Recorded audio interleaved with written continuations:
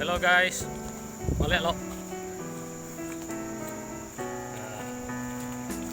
Selamat pagi teman-teman semua. Pada pagi ini Ranger Damon nak menunjukkan kepada anda semua aktiviti yang kami lakukan pada hujung minggu. Kira-kira pada pukul 8 pagi kami bertolak masuk ke dalam hutan dengan memudiki ke bahagian hulu Sungai Sesibau dengan hanya berjalan kaki. Kami terpaksa berhenti rehat sebentar di sini kerana telah menaiki bukit yang sangat tinggi. Seterusnya kami memasuki satu lagi anak sungai Sesibau. Dan pada kali ini kami terpaksa masuk ke bahagian atas bukit pula untuk meneruskan perjalanan kami.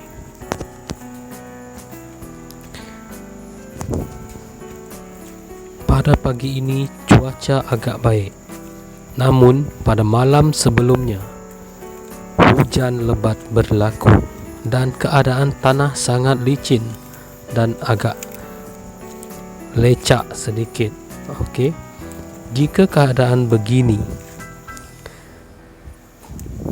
kita risaukan hanyalah pacat.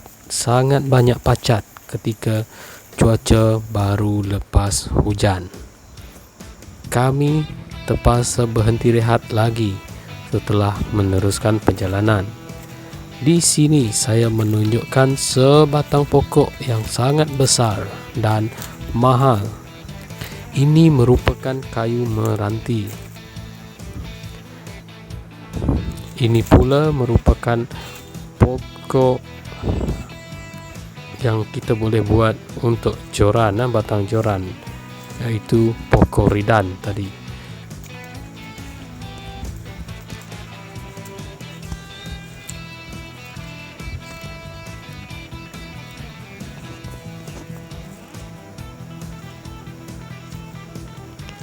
Keadaan hutan di sini sangat cantik dan masih tebal.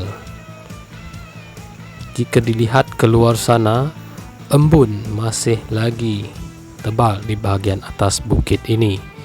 Walaupun pada ketika ini jam telah menunjukkan pukul 11 pagi. Ini adalah sangat istimewa, iaitu cendawan liar yang kami panggil sebagai kulat mata babi. Cendawan ini sangat sedap. Boleh dibuat sup sahaja dan boleh dimakan mentah. Selepas kami melihat cendawan tadi, kami meneruskan lagi perjalanan kami menerusi lereng-lereng bukit.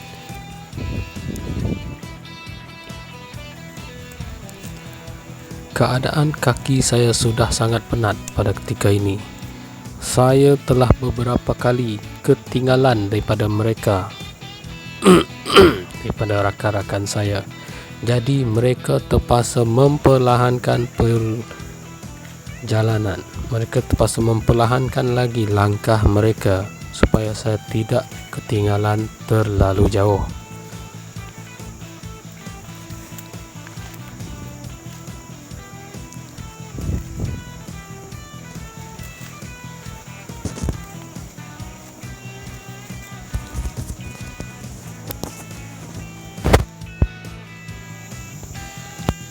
Kami pun berhenti rehat untuk kali yang ketiga. Di sini saya sudah sangat penat dan hanya mau duduk sahaja. Yang saya tunjukkan ini pula adalah pokok sanggau. Buahnya kelihatan seperti buah rambutan tetapi masam. Ini akar yang sangat besar ya. Ini pula tempat binatang-binatang mandi di dalam hutan. Kami panggilnya sebagai apan.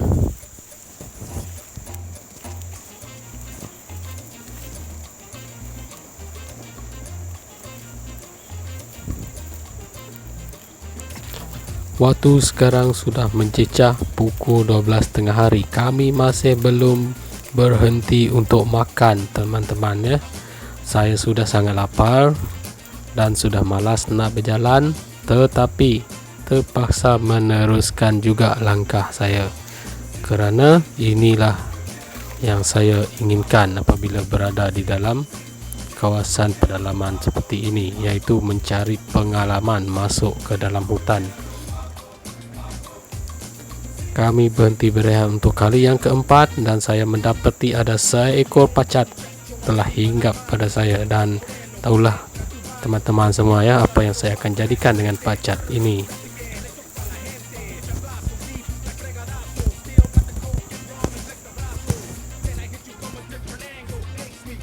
Saya menjumpai satu akar yang tumbuhan meleret yang kita boleh makan apabila kita berada di dalam hutan.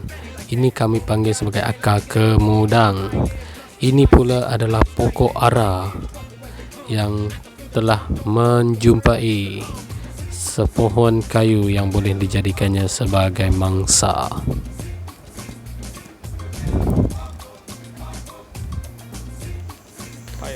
Ketika menuruni cerun ini, saya sudah berfikir, mungkinkah kami akan berhenti rehat untuk makan selepas ini? Saya pun tidak pasti. Sebelum sampai ke destinasi untuk rehat seterusnya, kami menjumpai sebatang pokok tumbang yang akar-akarnya sangat cantik, dan rakan saya ini mengambil peluang untuk bergambar. Kami meneruskan lagi perjalanan dengan menuruni bukit ini, dan saya telah mendengar bunyi air di bahagian bawah. Dalam hati saya sedang berfikir dan gembira, inilah dia masanya untuk kami berhenti makan. Ya, betul, anggapan saya betul. Kami menjumpai sebatang sungai. Namun begitu, perjalanan masih diteruskan sebelum kami mampu ataupun sebelum rakan-rakan saya mengajak berhenti untuk makan. Tetapi di sini saya agak gembira kerana di hujung sana kami menjumpai sebuah air terjun yang sangat cantik dan tinggi, tetapi kami tidak dapat menuruninya kerana keadaannya yang sangat curam dan bahaya.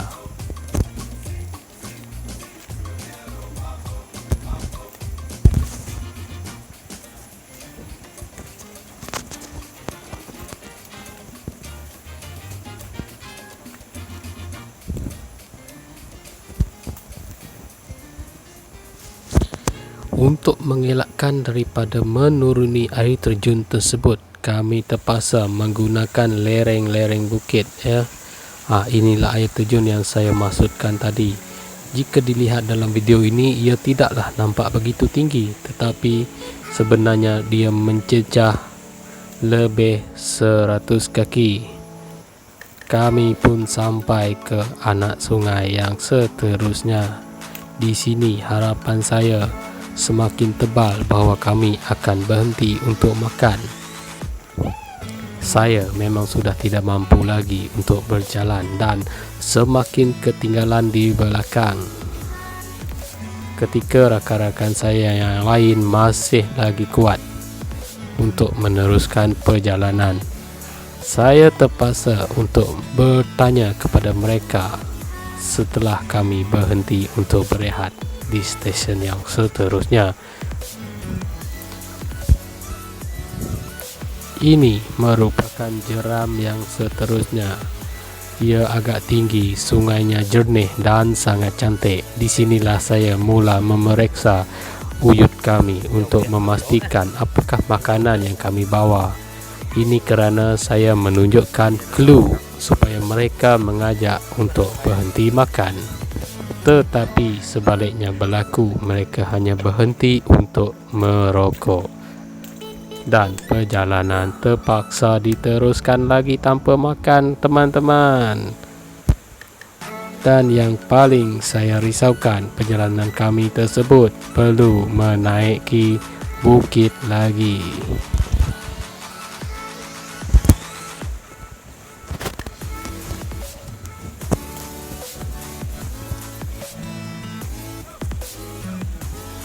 Di sini kami telah menaiki bukit yang saya sebutkan tadi, dan di sebelahnya pula adalah sebatang sungai lagi. Inilah sungai itu, dan kami terpaksa pergi ke hilirnya untuk berhenti makan.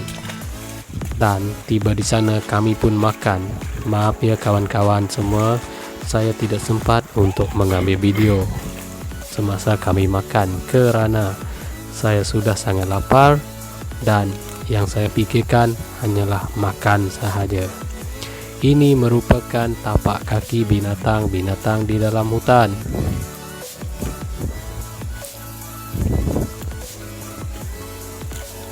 Ketika melalui kawasan ini, saya telah terkena duri.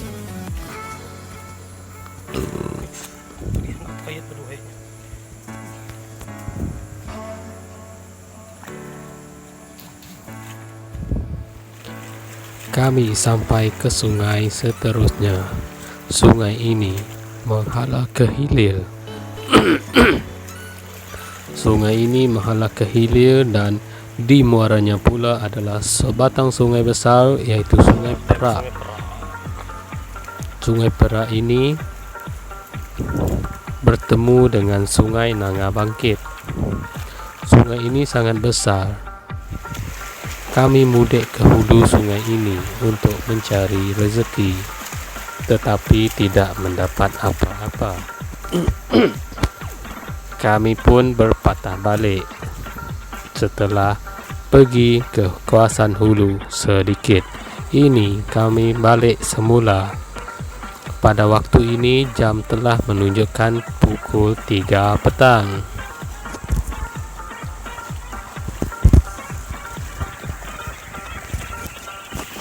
Tidak dapat dibayangkan lagi, teman-teman, penat betis saya tidak mampu untuk menaiki bukit lagi kalau kami terpaksa menaiki bukit. Tetapi nasib baik rakan-rakan saya memaklumkan bahawa perjalanan kami untuk pulang hanyalah menyusuri sungai sahaja.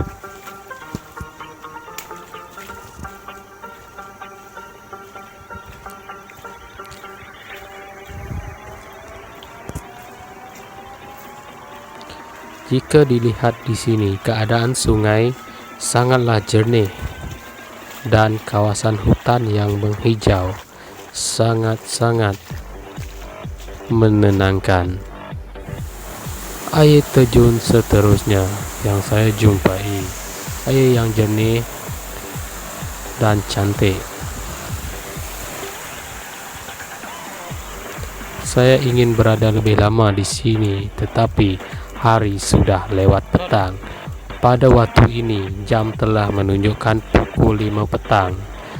Namun rakan-rakan saya masih lagi berlengah-lengah. Mereka menyuruh saya untuk mengambil buah empawong ini. Buah ini rasanya masam. Bijinya agak manis sedikit tetapi masih masam. Buah ini sesuai untuk kita campur pada ikan, ya. Ia akan menambahkan rasa ikan itu menjadi lebih sedap. Tetapi sebelum kami meneruskan perjalanan, rakan saya telah mengutip durian dan kami pun berhenti sekejap untuk memakan durian. Iyalah, kami pun telah lapar, ya teman-teman.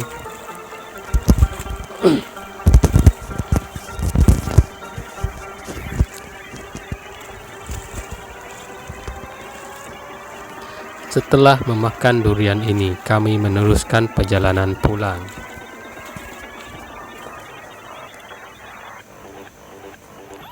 Dan akhirnya kami melihat rumah panjang Nanga Sesibau. Kami sampai pada pukul 6 petang dan terus balik ke tempat masing-masing. Perjalanan pulang menggunakan perahu ke tempat saya bekerja.